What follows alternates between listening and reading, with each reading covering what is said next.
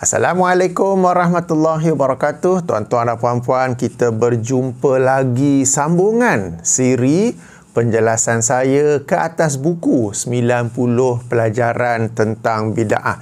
Ini adalah video bersiri. Okey, di bahagian description saya ada bagi link. Saya ada bagi link bagi playlist ataupun senarai video dalam siri ini. Jemput tonton daripada siri pertama supaya anda dapat memahaminya. Sambil menonton dianjurkan sambil itu menyemak buku ini, baik dalam bentuk muat turun secara percuma edisi PDF seperti ini. Yang ini saya muat turun dan kemudian saya cetak, ataupun dalam edisi bercetak yang boleh dipesan di Shopee dengan tajuk yang sama ini ya. Okey, sudah agak lama saya tertinggal ataupun saya meninggalkan siri penjelasan ke atas buku ini, sibuk dengan pelbagai topik yang lain. So tak apa, kita sambung lagi pada hari ini. Kita masuk dalam bab 2 syarat penerimaan ibadah. 2 syarat penerimaan ibadah jika edisi buku muka surat 181, jika edisi A4 ini, ataupun jika edisi buku versi yang pertama yang font kecil tu, okey, muka surat dia sama dengan edisi A4, yang ini muka surat 125. Okey, muka surat 125. Tuan-tuan dan puan-puan yang dirahmati Allah, apabila kita beribadah, paling kurang ada 2 syarat yang perlu kita penuhi agar ibadah kita diterima oleh Allah Subhanahu Wa Taala. Syarat yang pertama ialah ikhlas kerana Allah. Berdasarkan dalil, berdasarkan dalil hadis yang sangat masyhur, semua kita sudah pun mendengarnya ya, di mana Rasulullah sallallahu alaihi wasallam bersabda, innamal a'malu bil niyati wa innamal likulli imri'in ma nawa. Sesungguhnya amalan itu tidak lain berdasarkan niat, dan sesungguhnya bagi setiap orang dia hanya mendapat apa yang dia niatkan.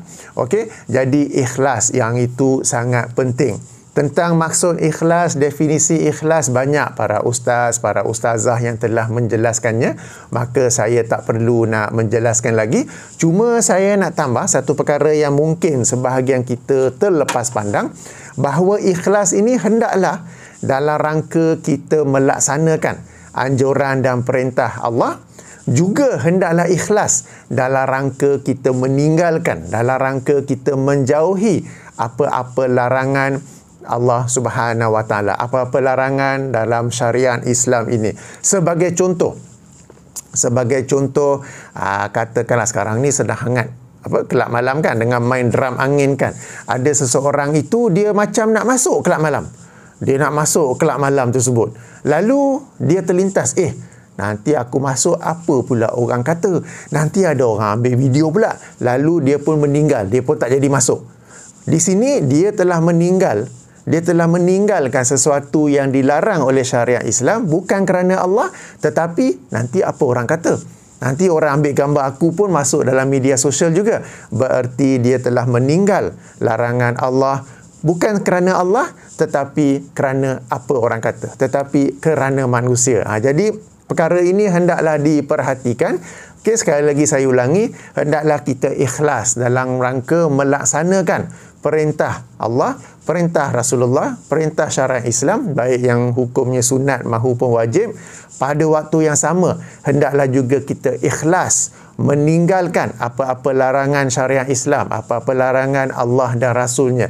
Jangan tinggalkan larangan itu kerana apa orang kata. Sama-sama kita ingat sebuah hadis yang masyhur riwayat Imam Bukhari dan Muslim tentang 7 golongan orang yang bakal mendapat naungan Allah di hari kiamat kelak, di hari akhirat kelak. Salah satu daripadanya siapa? Seorang lelaki yang diajak berzina oleh seorang wanita yang berkedudukan lagi cantik, tetapi lelaki itu berkata, aku takut kepada Allah. Jadi dia meninggalkan zina itu kerana Allah. Jadi ayuh kita meninggalkan juga apa-apa larangan agama kerana Allah, bukan kerana manusia. Baik, macam mana kalau kita nak buat sesuatu lalu hati kita tak ikhlas, apakah kita meninggalkan perbuatan itu? Sebagai contoh, seseorang itu dalam rangka hendak pergi ke masjid untuk solat berjamaah. Lalu dia nampak jiran, dia pun angkat tangan, jiran pun angkat tinggal. Lalu dia terlintas hati dia, jiran ni mesti puji aku ni rajin pergi sembahyang jemaah. Dah terganggu keikhlasan. Dah tak ikhlas ni. Apakah dia patah balik? Tak, dia betulkan dirinya. Tidak, aku ni nak pergi masjid kerana Allah. Itu sebagai contoh. Sama juga, orang yang nak buat satu perkara yang dilarang oleh agama. Dia nak masuk kelab malam tadi, nak main drum angin. Okey. Kemudian nanti apa orang kata, aku punya gambar, aku punya video pun masuk dalam media sosial juga. Maka dia meninggalkannya kerana apa orang kata nanti. Ini meninggalkan sesuatu yang dilarang oleh agama kerana manusia. Okey, betulkan niat, betulkan. Tidak, sekarang ni aku betulkan balik, aku nak tinggalkan sesuatu ini, perkara ini kerana Allah. Jadi kita boleh betulkan niat. Sebab kadang-kadang hati kita ni tidaklah disebut hati, melainkan ia berbolak-balik. Kadang-kadang memang ikhlas, tetapi tiba-tiba dia boleh twist pula ke jadi lain. Ataupun kadang-kadang syaitan datang membisikkan sesuatu yang merosakkan keikhlasan tersebut, ya. Okey, baik. Itu syarat pertama. Dan syarat pertama ini apa yang kita sebut dari aspek perbuatan hati. Okey. Dan syarat kedua pula, hendaklah amalan tersebut bertepatan dengan sunnah Nabi sallallahu alaihi wasallam, berdasarkan sabda baginda, man ahdasa fi amrina haza ma laisa minhu fahuwa raddun.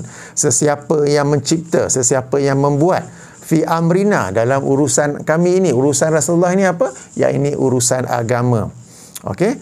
Haza, urusan ini ma laisa minhu, apa yang tidak berasal daripadanya, maka ia tertolak. Hadis riwayat Imam Muslim dalam kitab sahihnya. Dalam satu riwayat yang lain, satu riwayat yang lain, baginda bersabda, man amila amalan, sesiapa yang beramal dengan satu amalan, laisa alaihi amruna, yang tidak ada di atasnya perintah kami, suruhan tak ada, perintah tak ada, fahuwa raddun, maka ia tertolak. Okey, jadi kalau kita tengok dua lafaz ni macam nak sama, tetapi lafaz yang pertama itu merujuk kepada orang yang kreatif. Kita ni dianjurkan kreatif dalam urusan dunia. Tapi sebahagian orang ni dia kreatif mencipta ibadah yang baru dalam urusan agama. Maka ia tertolak.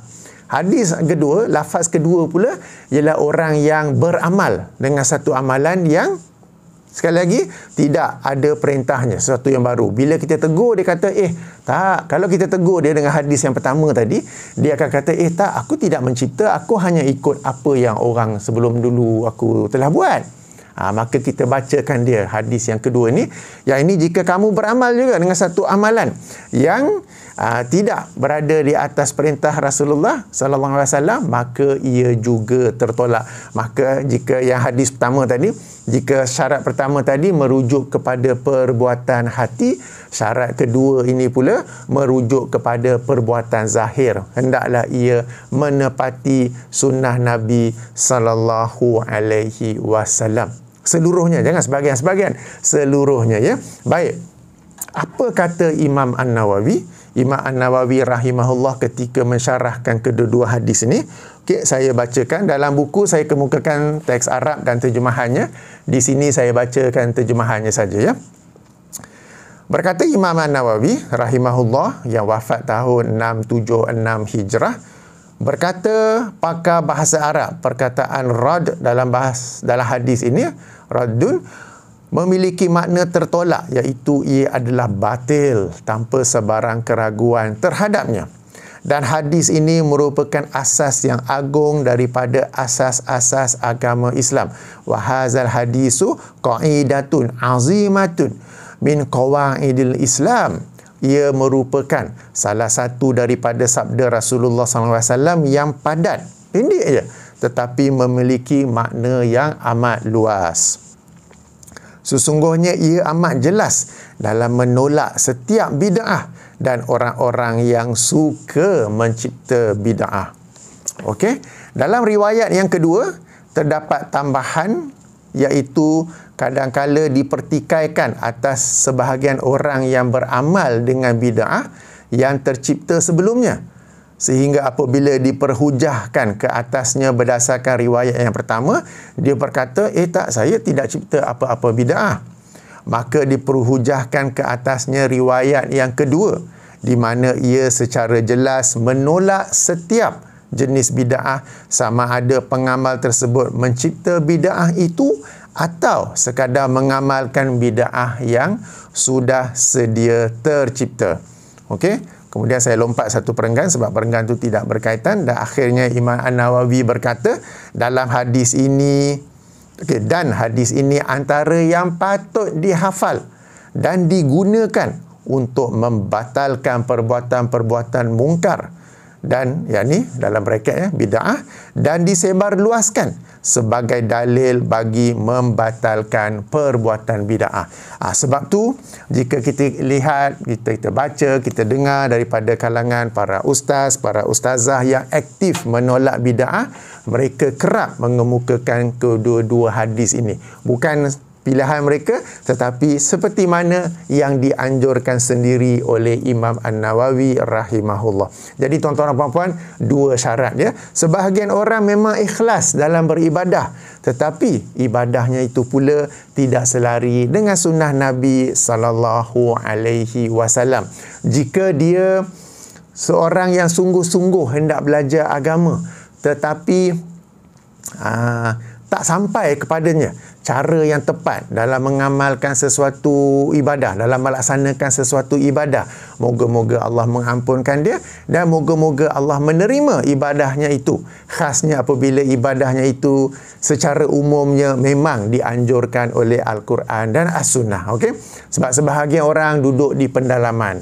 Sebahagian orang, katakan ibu bapa kita dulu tahun 70-an, tahun 80-an, bila belajar agama tidak sampai kepada mereka. Mungkin para ustaz ke apa ke tidak menyampaikan secara detail dalam perkara ini. Okey, moga-moga Allah mengampuni mereka dan menerima amalan mereka itu.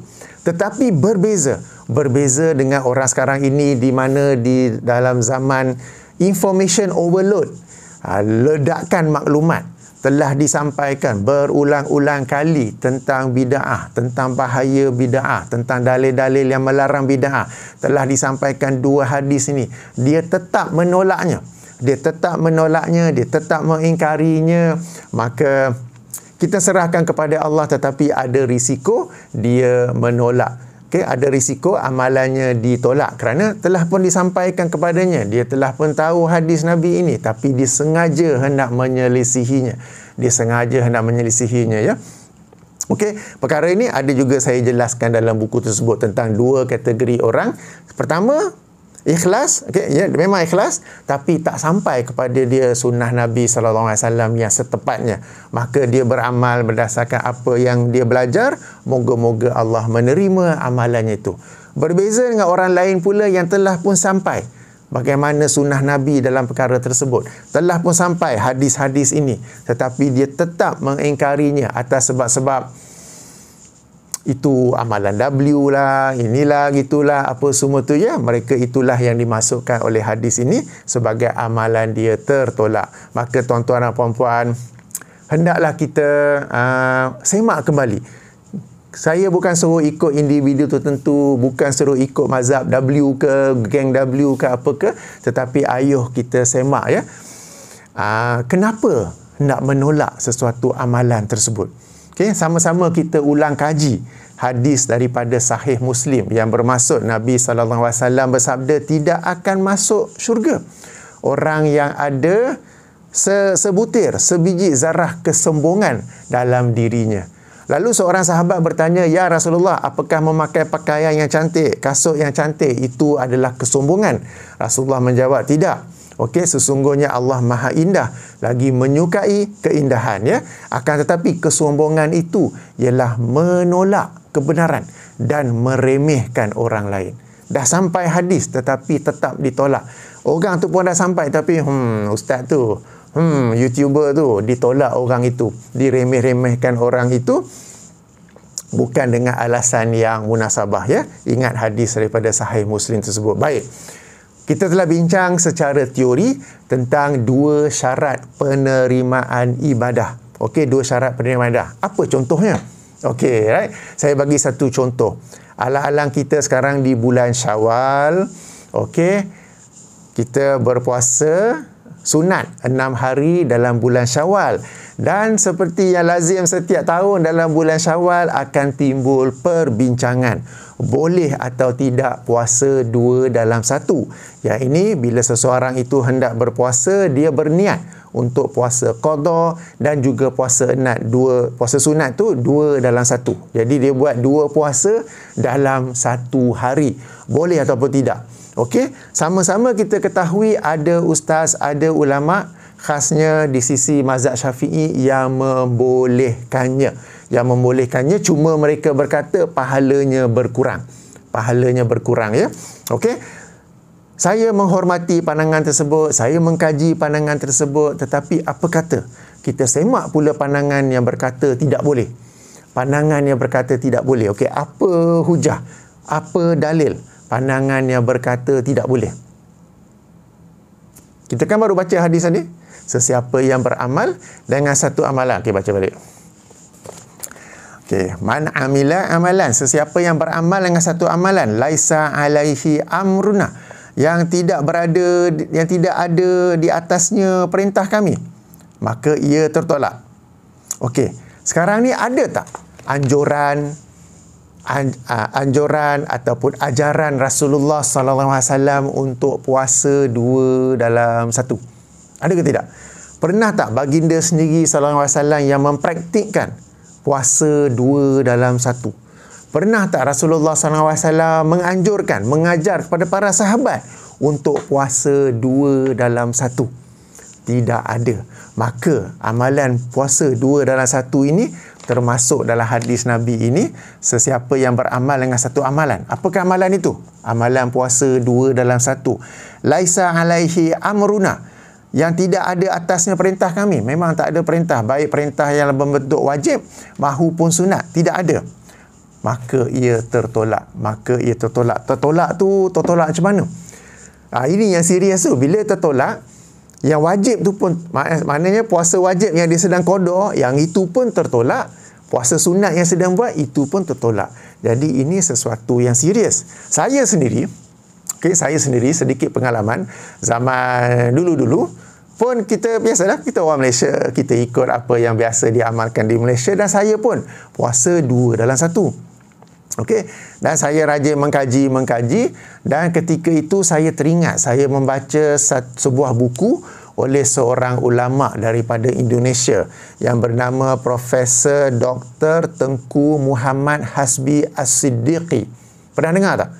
Kalau orang-orang generasi saya ni mesti pernah dengar. Dia macam sezaman dengan Hamka. Okey, Profesor Dr. Tengku Muhammad Hasbi As-Siddiqi. Okey, beliau sudah pun meninggal dunia tahun 1975. Beliau seorang ulama yang hebat daripada Indonesia, mengarang lebih 70 judul. Ada yang berjilid-jilid, ada kitab tafsirnya, ada kitab hadis-hadis hukum, koleksi hadis-hadis hukum, tak silap saya. Kalau ulama besar, Imam Ibn Hajar Al-Asqalani menyusun kitab hadis-hadis hukum seperti Bulughul Maram. Okey, beliau pun ada kitab hadis-hadis hukumnya sendiri, ya, koleksi hadis-hadis hukum. Tak silap saya 6, 7, 8 jilid begitu, ya. Okey. Jadi salah satu buku beliau yang saya baca tajuknya Pedoman Puasa. Okey, Pedoman Puasa ni cetakan Malaysia.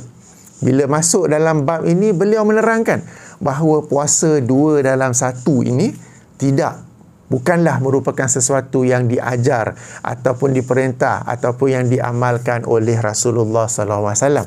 Maka ia tertolak. Sehingga orang yang puasa tu, yang qada tu pun tertolak, dan yang sunat pun tertolak. Yang sunat tertolak tak apalah, tapi yang qada tu, sebab bila orang puasa 2 dalam 1, dia hendak qada puasa bulan Ramadan yang dia tak berpuasa atas sebab-sebab yang dibenarkan tu kan. Sekarang ni dia ada hutang dengan Allah. Tapi bila dia buat puasa 2 dalam 1 ni, yang sunat tak diterima tu okeylah.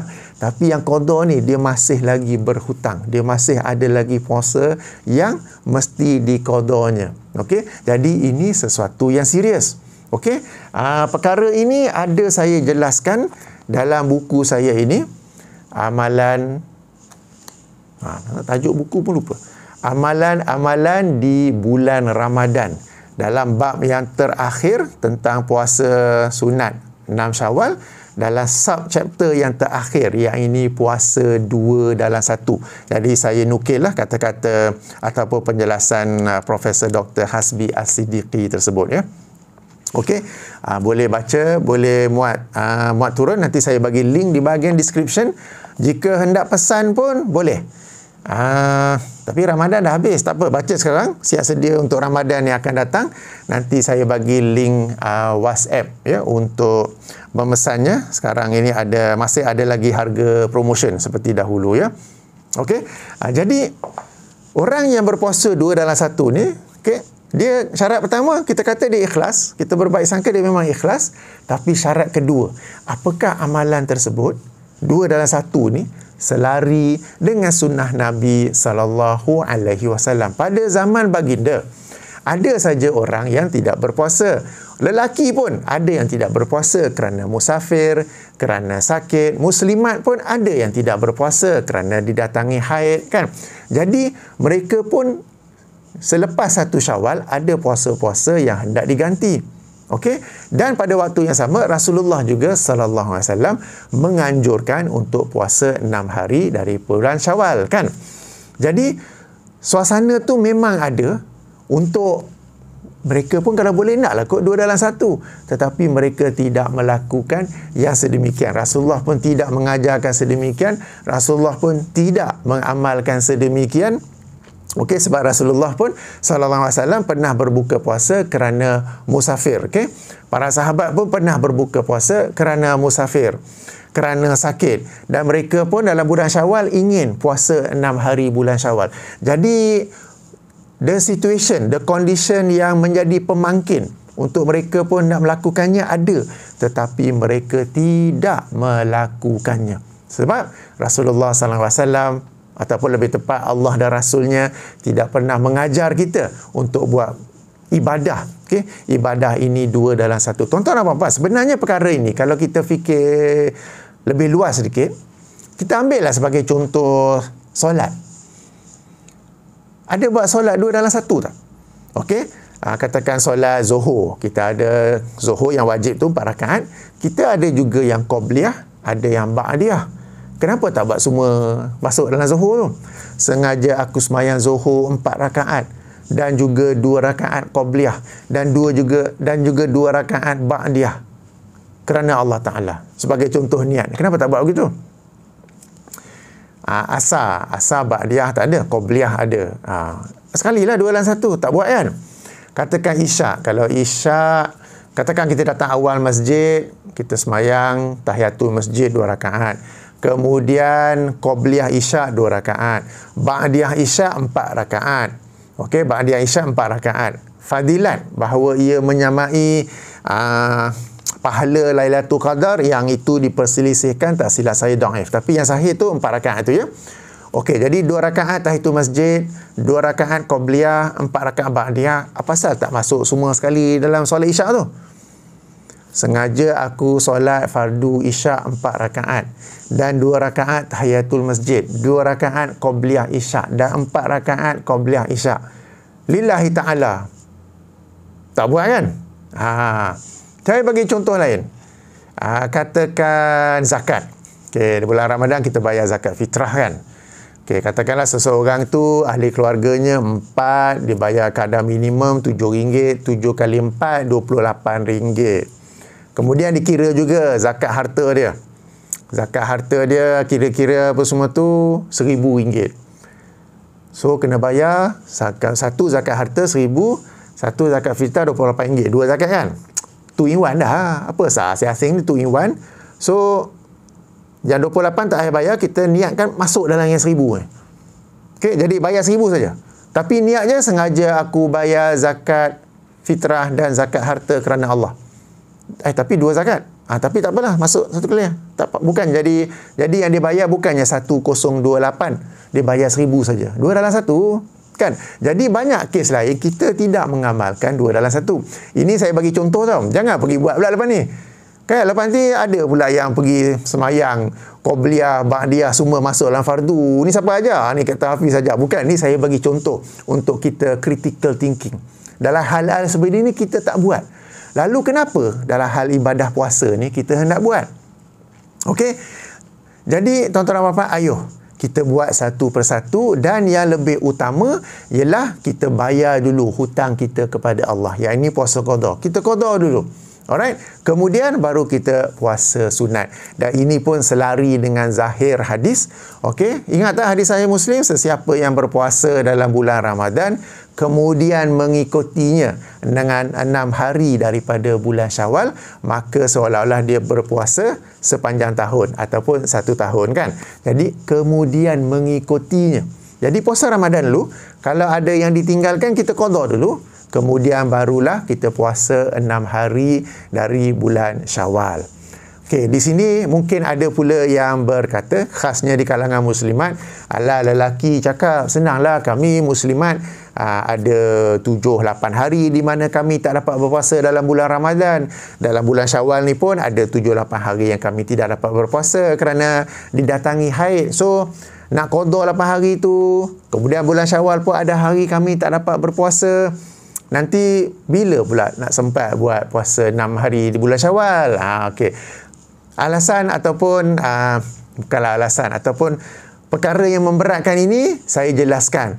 Pertama, okey, puasa sunat tidak terhad kepada 6 hari bulan Syawal. Kalau tak sempat nak buat 6 hari pun tak apa. Setiap minggu, setiap bulan ada puasa-puasa sunat yang lain. Kita ada puasa sunat 3 hari yang disebut pada hari-hari putih. Setiap bulan ada. Kemudian kita ada puasa pada hari Isnin dan Khamis. Setiap minggu ada. Kemudian kita ada puasa selang sehari yang disebut sebagai puasa Nabi Daud. Itu hari-hari ada, maknanya hari ni puasa, tak puasa, hari ni puasa, tak puasa, kan. Jadi peluang untuk berpuasa sunat banyak. Tuan-tuan dan puan-puan yang dirahmati Allah, ayuh kita beribadah. Memang kita nak kejar fadilat ke apa, tapi itu letak secondary. Primary ialah kita, yang utama ialah kita beribadah kepada Allah, dan Allah Subhanahu Wa Taala telah memberi banyak peluang untuk kita beribadah. Dalam konteks ini banyak peluang untuk kita berpuasa sunat. Kalau pun kita tak sempat untuk berpuasa sunat dalam bulan Syawal, puasa 6 Syawal dalam bulan Syawal, tak apa, di bulan-bulan lain ada banyak lagi puasa sunat yang lain. Okey, itu yang pertama. Yang kedua, lelaki pun ada juga yang kena qada. Macam saya, kan, dalam kerjaya saya sebagai seorang juruterbang, selalu bermusafir. Musafir pula ikut arah matahari, tak turun-turun matahari tu. Saya pun ada hari yang saya tidak berpuasa. Sebagai contoh, Ramadan yang lepas saya tidak berpuasa 6 hari. Okey, jadi saya pun qada, tapi dalam bulan Syawal ni pun saya pun masih ada tugas penerbangan. Jadi bukan setiap hari saya boleh qada. Kan ada hari yang macam sekarang ni tidak bekerja, saya boleh qada. Dan ada kadang-kadang saya pun tak sempat untuk habis genapkan 6 hari puasa sunat dari bulan Syawal. Tak mengapa, sebab peluang untuk kita berpuasa sunat masih banyak lagi. Jadi jangan sekadar mengejar fadilat. Sebab dalam rangka nak kejar fadilat, buat 2 dalam 1, ada risiko sebagaimana hadis kita baca tadi. Yang sunat pun tak diterima, tapi yang lebih serius yang wajib yang kita qada tu pun tidak diterima. Okey, kedua-duanya ditolak. Kan lagi serius. Alright. So kepada semua, sebenarnya kita ada peluang, ya. Kita boleh qada dulu, boleh puasa sunat dan Syawal, boleh. Kalau betul-betul tak sempat, tak mengapa. Okay. Satu, ada pandangan yang kata boleh puasa Syawal di luar bulan Syawal, ada pandangan juga. Tapi tak apa, sebab ada banyak hari lain untuk kita berpuasa sunat. Puasa sunat ni tidaklah terhad kepada 6 hari dari bulan Syawal sahaja. Okey, jadi tentang puasa 2 dalam 1 ni, sekali lagi saya ulangi, saya menghormati, okey, pandangan para ulama, para ustaz yang berkata boleh. Okey, cuma bagi saya yang saya nampak lebih kuat ialah tidak boleh, berdasarkan hadis yang kita baca tadi, berdasarkan praktik zaman Nabi SAW, di mana mereka juga ada puasa Ramadan untuk diqada, mereka pun hendak berpuasa 6 hari dari bulan Syawal. Mereka ini umat Islam zaman awal, para sahabat begitu bersemangat, begitu bersungguh-sungguh untuk beribadah. Jadi mereka pun hendak mengejar juga 6 hari dalam bulan Syawal, tapi ada juga nak qada. Kalau dibolehkan, mereka lah orang yang pertama mungkin akan buat 2 dalam 1. Tetapi memandangkan Rasulullah SAW tidak mempraktikkan sedemikian, Rasulullah SAW tidak mengajarkan yang sedemikian, maka mereka tak buat dan kita pun tidak buat. Ini adalah pilihan yang lebih selamat supaya semua amalan kita berkaitan dengan puasa ni diterima. Maknanya kita qada, InsyaAllah kemudian diterima, dan kemudian kita puasa sunat, InsyaAllah diterima juga. Ini contoh. Contoh bagaimana mempraktikkan. Teori tadi kita belajar apa? 2 syarat penerimaan ibadah. Jadi mana-mana ibadah kita hendak buat, sila semak ia memenuhi 2 syarat ini. Sila semak ia memenuhi 2 syarat ini. Baik, sehingga sini sahaja dahulu. Sekali lagi saya ulangi, tadi saya bagi itu contoh sebagai kita critical thinking. Jangan lepas ni pergi semayang, semua semayang sunat masuk dalam semayang fardu tu. Okey, itu sebagai contoh untuk kita fikir, kita tak buat kan. So kenapa yang puasa ni kita nak buat? Okey, baik. Subhanakallahumma wa bihamdika asyhadu an la ilaha illa anta astaghfiruka wa atubu ilaika. Assalamualaikum warahmatullahi wabarakatuh.